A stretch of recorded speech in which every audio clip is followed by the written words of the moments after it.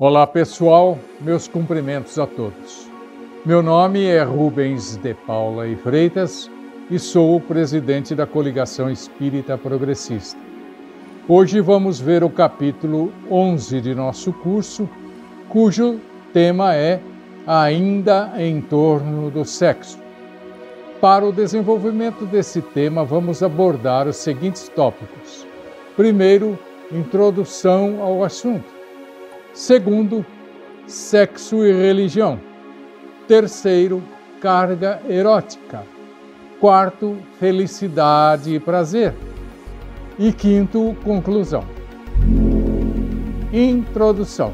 A evolução do espírito é uma lei fundamental revelada pelo Espiritismo que confere à doutrina espírita uma característica religiosa totalmente diferenciada e distinta das demais religiões, credos e mesmo outras doutrinas espiritualistas. Não conhecemos as origens do espírito. Segundo as revelações dos espíritos, fomos criados por Deus e colocados na Terra para a evolução através dos reinos naturais, desde o mineral até o homem. Evolução essa que, após a superação da fase humana, prossegue para outros planos em direção ao infinito, por meio de processos e condições inabordáveis pelo homem.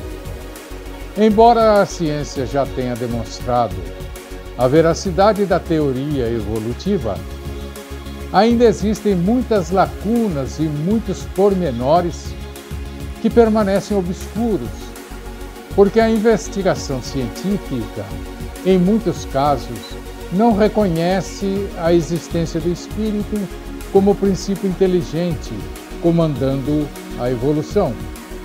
A ciência não é unânime em reconhecer avanços além da matéria. Por isso, a verdade acerca da vida e dos seres vivos ainda permanece um mistério para muitos dos pesquisadores científicos. A sua busca pela explicação da evolução está baseada, na maioria dos casos, nas espécies, ou seja, nas formas, nos corpos, e estes são apenas instrumentos de manifestação dos princípios inteligentes. O Espiritismo nos revela que o corpo físico é apenas instrumento do espírito para a sua manifestação enquanto encarnado. Quem evolui é o espírito e não o corpo. O espírito é o ser completo.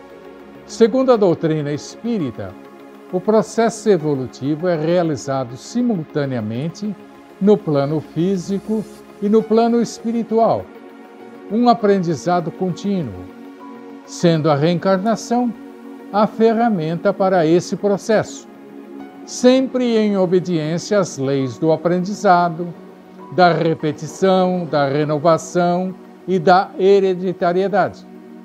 Não há retrocesso no processo evolutivo, uma vez que todo o aprendizado e todas as conquistas realizadas se constituem em patrimônio inalienável do espírito. Com isso, a doutrina espírita destrói definitivamente as antigas crenças em salvação e favorecimento divino através de barganhas por oferendas, promessas ou cumprimento de determinadas prescrições religiosas e revela a necessidade do trabalho, do esforço para a conquista não da salvação, nem do favorecimento divino, mas sim da evolução, que dará ao homem as condições de alçar o voo definitivo em direção às esferas sublimes da espiritualidade maior.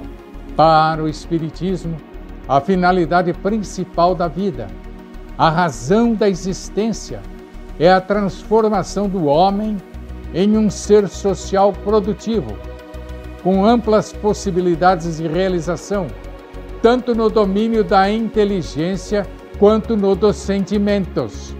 É o crescimento em sabedoria e amor. Para o desenvolvimento dos sentimentos, existe a orientação religiosa, que no Espiritismo, com convencimento pela lógica, conduz as criaturas à conquista da reforma íntima. Sexo e religião.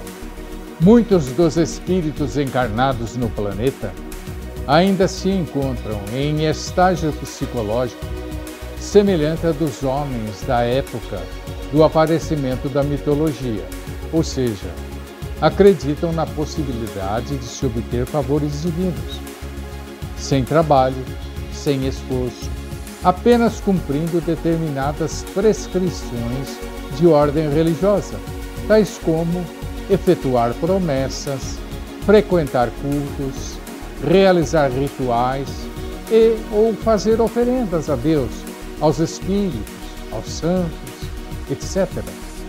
De uma maneira geral, acreditam que os condutores religiosos são criaturas privilegiadas por Deus, que os escolhe e os ilumina. Seriam, portanto, homens ou mulheres que não necessitariam de se esforçar para merecer um lugar no céu, para conquistar a perfeição moral. Seriam os ungidos de Deus, dos quais, por nossa vez, também poderíamos conseguir favores especiais. Isso, todavia, é um grande equívoco, pois esse tipo de concepção pode levar as pessoas a tornarem-se cultores do menor esforço e buscarem conquistas através de barganhas, compras ou favores. Emmanuel, em Vida e Sexo, capítulo 25, afirma que atitudes exteriores não operam a reforma íntima de forma milagrosa e que essa conquista resulta de intensas lutas do espírito consigo mesmo. Em outras palavras, no processo evolutivo, não há milagres realizados mediante fórmulas verbais ou atitudes externas. Somos governados por leis naturais, as leis morais, que sempre nos solicitam empenho e dedicação. A ignorância, a imperfeição, os vícios e outras carências humanas, inclusive as sexuais, devem ser corrigidas através da repetição de experiências renovadoras em reencarnações sucessivas. As inferioridades, os problemas, os débitos relacionados com o sexo, que fazem parte de nossa personalidade, são componentes da própria vida, que nos convocam para as necessárias experiências na época e nas condições próprias, com vistas à conquista do nosso equilíbrio. Uma vez superadas essas inferioridades, poderemos viver em harmonia com as leis que governam nossos destinos e, dessa forma, poderemos cooperar com mais eficácia nas obras de cocriação a que fomos convocados. Os espíritos superiores, que já cumpriram o ciclo evolutivo humano, renascem com tarefas religiosas em missões de socorro e esclarecimento, unicamente por amor e sacrifício, para impulsionar o progresso de seus irmãos de retaguarda. Muitos dos trabalhadores das ideias religiosas são criaturas em condição de prova, evidenciando diversas dificuldades e inibições físicas e mentais, e muitas vezes sofrendo exagerada tendência aos desvarios de ordem sexual, o que os mantém presos ao medo de qualquer tipo de expansão afetiva. O mentor amigo disse, temendo as manifestações do amor, e basta às vezes condenando indebitamente os companheiros da humanidade pelo fato de se acomodarem a uniões respeitáveis e dignas, na generalidade, receiam a si próprios e censuram os semelhantes, no impulso inconsciente de lhes copiar a independência e a conduta. Daí surgem os incidentes menos felizes. Quantas vezes em que vemos expositores ardentes e apaixonados dessa ou daquela ideia religiosa, tombando em experiências emotivas muito mais complicadas e deploráveis do que aquelas outras que eles próprios reprovavam no caminho e na vida dos companheiros. Emmanuel ainda acrescenta que isso é muito justo e natural, uma vez que, ao concordarem com as tarefas de cunho religioso, estão cientes de que impõem a si próprios um fator de frenagem e policiamento adequados. A condição de religioso é apenas um convite e um desafio ao burilamento próprio. Como já dissemos, prescrições e atitudes exteriores não modificam de improviso as inferioridades sexuais, mesmo daqueles que temporariamente desfrutam da proteção de um ambiente luminoso que quase sempre os templos religiosos possuem. Emmanuel esclarece também que no campo das experiências do dia a dia, o professor deverá se identificar com os alunos para que se estabeleça a compreensão mútua, porque assim o educador que está na vanguarda poderá ensinar, exemplificar e ser compreendido por seus alunos que o seguem da retaguarda. Nisso todos crescem, evoluem e auxiliam-se mutuamente. E acrescenta ainda: um anjo e uma equipe de criaturas humanas não entrariam em relacionamento ideal para rendimento ideal no ensino. É por isso que os operários da religião são pessoas comuns, sujeitas a erros, quedas, vícios, defeitos, carências, como qualquer outro ser humano. Carga erótica. André Luiz em Evolução em Dois Mundos, capítulo 18, e Emmanuel em Vida e Sexo, capítulo 24, afirmam que o instinto sexual é o amor em expansão e que se origina nas profundezas inabordáveis da vida, quando as mônadas celestes se uniram magneticamente umas às outras para a obra evolutiva. André Luiz afirma ainda que, desde a criação, cada espírito guarda a sua individualidade sexual intrínseca, masculina ou feminina, que se distingue pelas características acentuadamente ativas ou passivas. Dessa forma, o instinto sexual reside no espírito, em sua estrutura complexa, e não no corpo físico. É por ele que todos nós, através das experiências vividas nos reinos inferiores, efetuamos a nossa evolução até o estágio atual, de forma que trazemos em nosso íntimo a herança incomensurável que vivemos em cada um desses reinos. Ao ingressar no reino humano, a criatura traz consigo todo um conjunto de impulsos sexuais instintivos, desenvolvidos passo a passo. Durante séculos, no reino animal, impulsos esses que deverá educar e ajustar às leis morais que governam os seres humanos. Recém-saídos da animalidade, todos nós passamos pelas experiências inferiores da poligamia, do egoísmo, e de experiência em experiência atingimos o estágio da monogamia, onde começamos a reconhecer o direito do próximo e a necessidade de segurança e equilíbrio em matéria de amor. Mas, mesmo nesse estágio, somos constrangidos a conviver com a carga dos estímulos sexuais destrambelhados, a nos exigir o esforço constante no trabalho de educá-los e sublimá-los.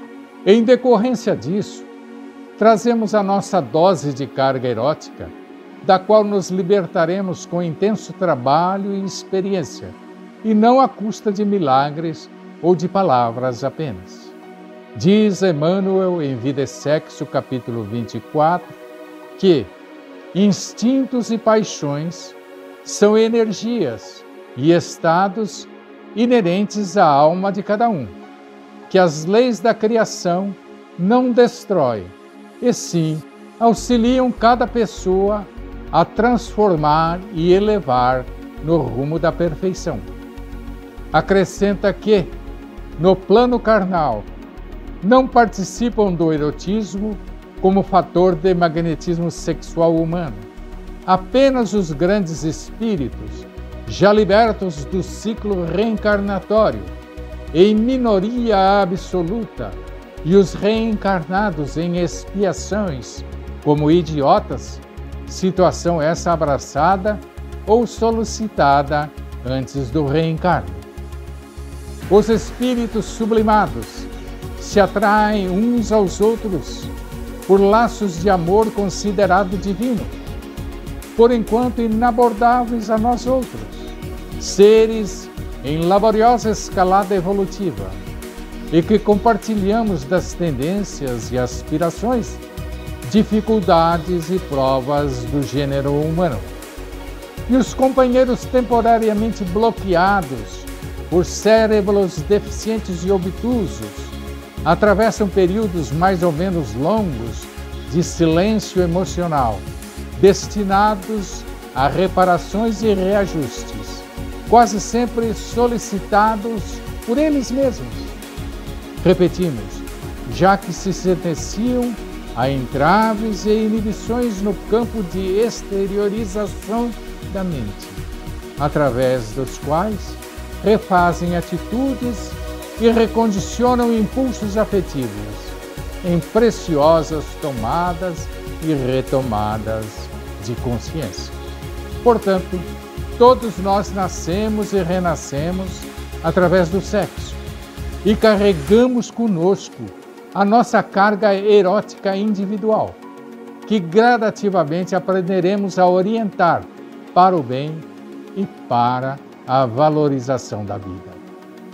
Deus não criou o sexo como um despenhadeiro para a queda dos homens, mas como laboratório das forças físicas e fonte sublime de energias, para que, em regime de auxílios mútuos, os homens pudessem progredir e se aperfeiçoar.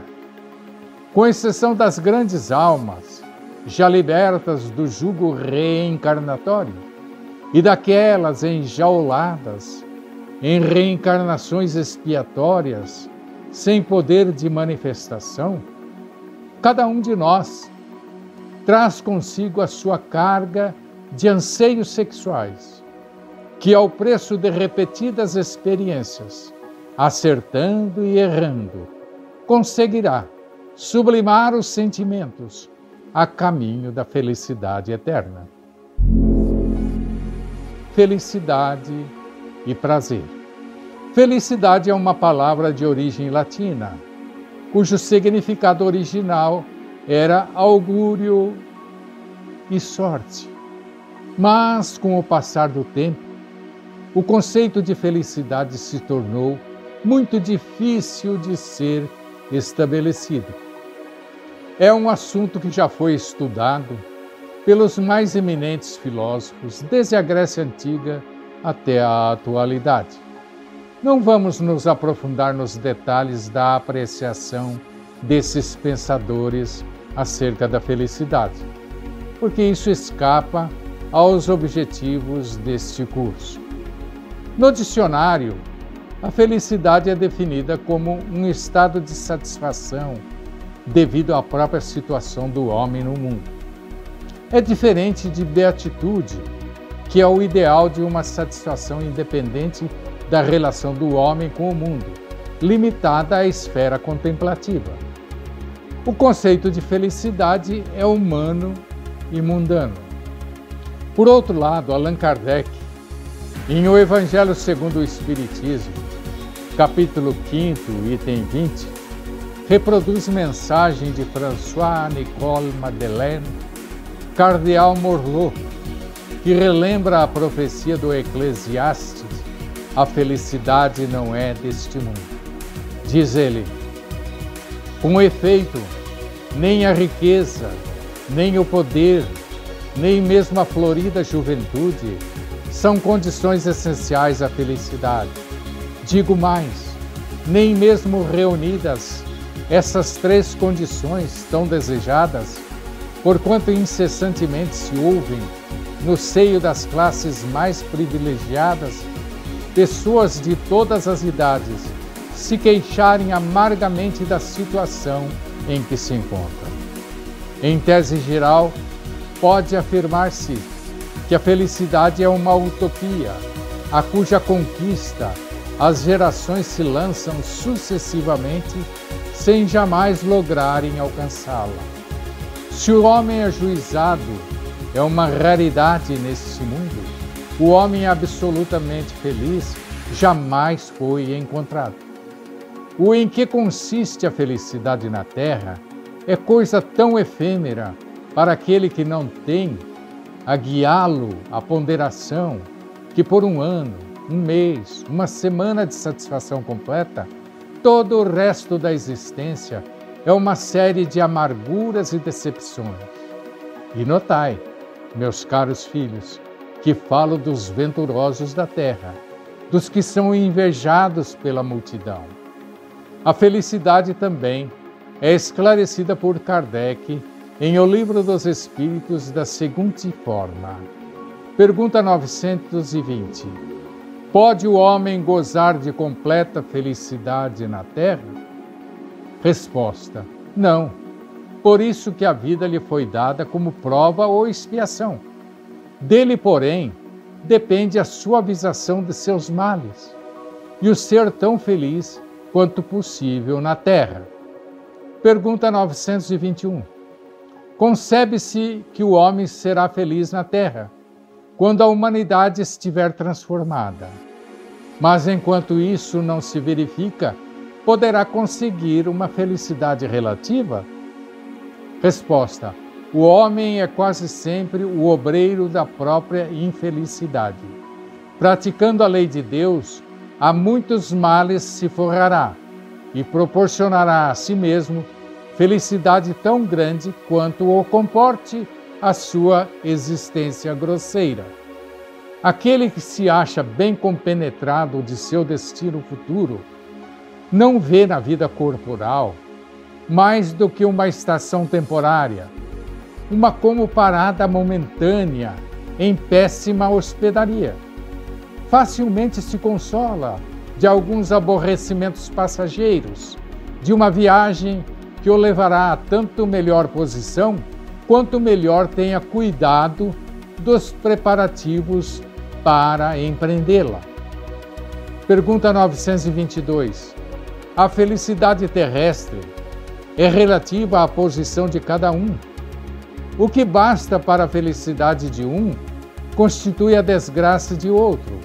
Haverá, contudo, alguma soma de felicidade comum a todos os homens? Resposta: com relação à vida material, é a posse do necessário. Com relação à vida moral, a consciência tranquila e a fé no futuro.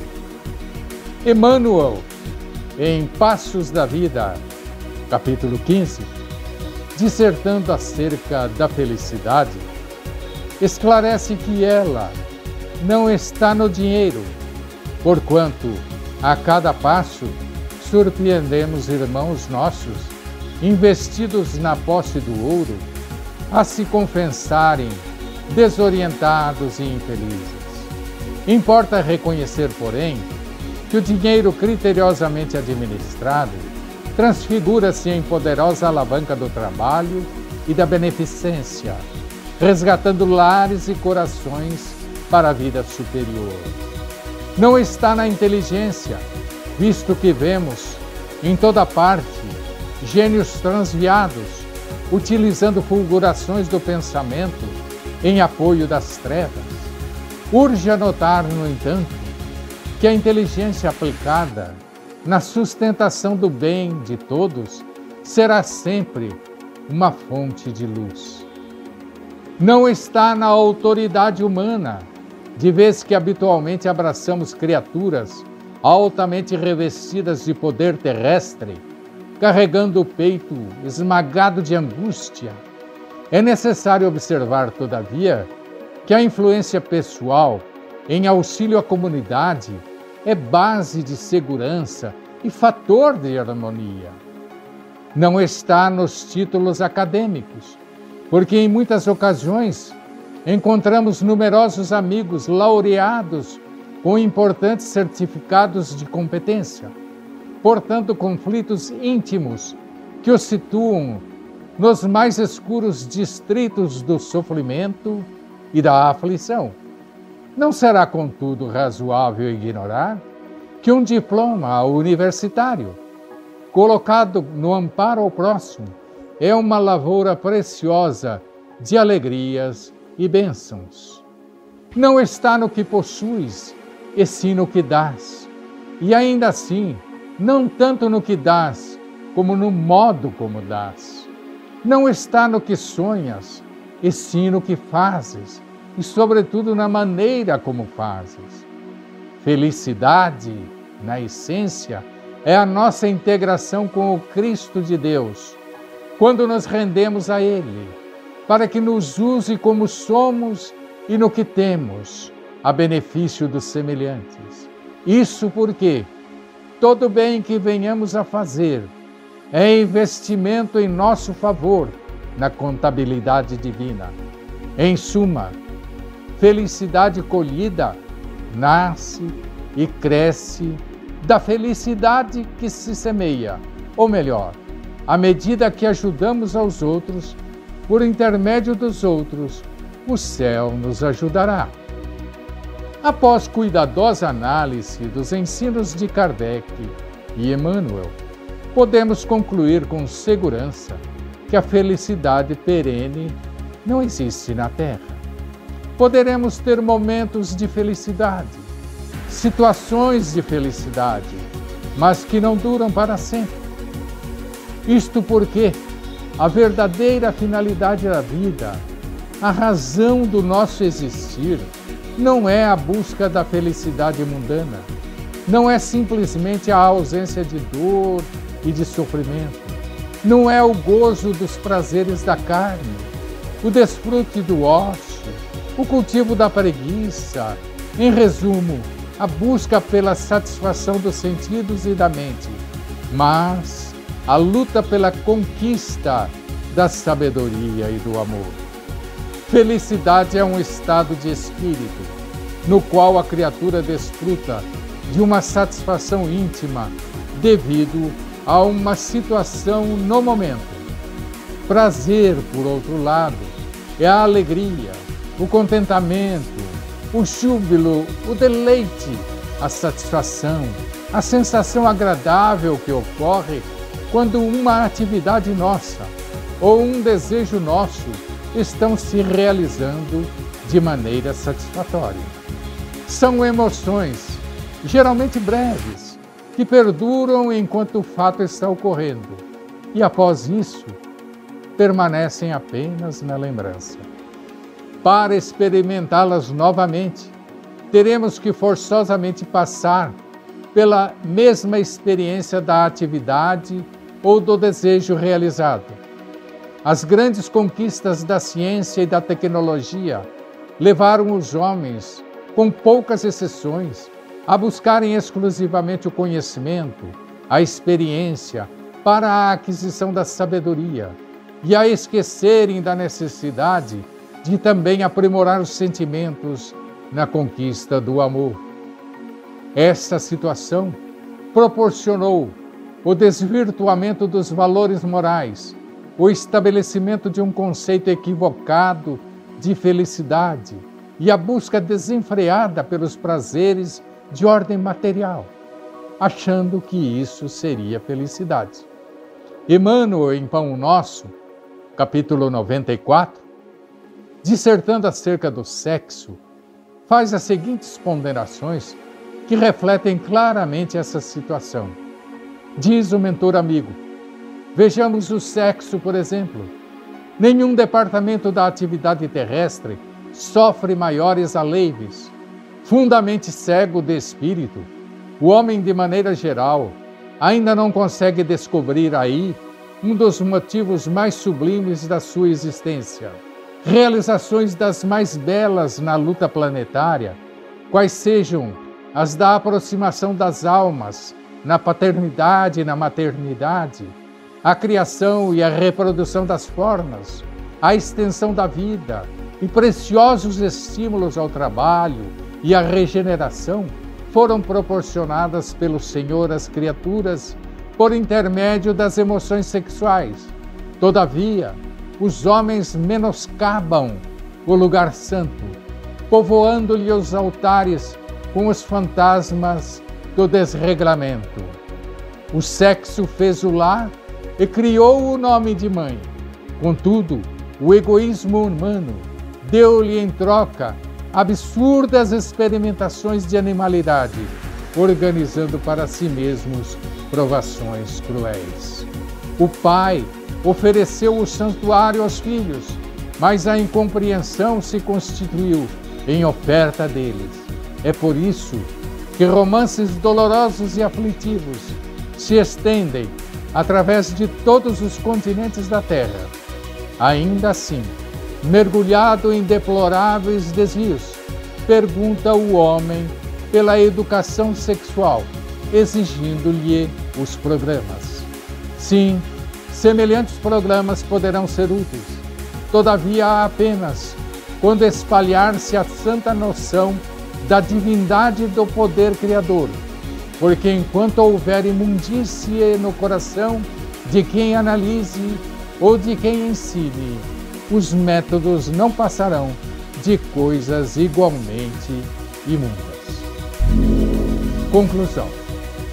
A humanidade encarnada da atualidade constitui-se de bilhões de espíritos, cada um em seu nível evolutivo particular, resultando de suas experiências ao longo das reencarnações. Quanto menor a evolução, maiores são as deficiências intelectuais e morais, e maior também é a propensão aos desequilíbrios, especialmente no campo da sexualidade. Devido à lei do esquecimento, não temos condições de conhecer o passado, as necessidades, as culpas e outras particularidades das criaturas que nos são próximas, e tampouco de nós mesmos. A maioria dos encarnados ainda está muito longe de conquistar o comportamento angélico, onde a sexualidade é sublimada e, por isso, antes de condenar o nosso próximo, procuremos nos colocar em seu lugar e verificar se, nas mesmas condições, agiríamos de forma diferente. Em matéria de sexualidade, todos nós estamos ainda em plena batalha pelo aprimoramento de nossos sentimentos. Portanto, seguindo o conselho de Jesus de fazer ao próximo aquilo que desejamos para nós, diante das falhas e imperfeições sexuais do próximo, usemos de compreensão e tolerância, para que eles também sejam compreensivos e tolerantes para conosco. Encerramos aqui o assunto de hoje. Um grande abraço a todos e até a próxima, se Deus quiser.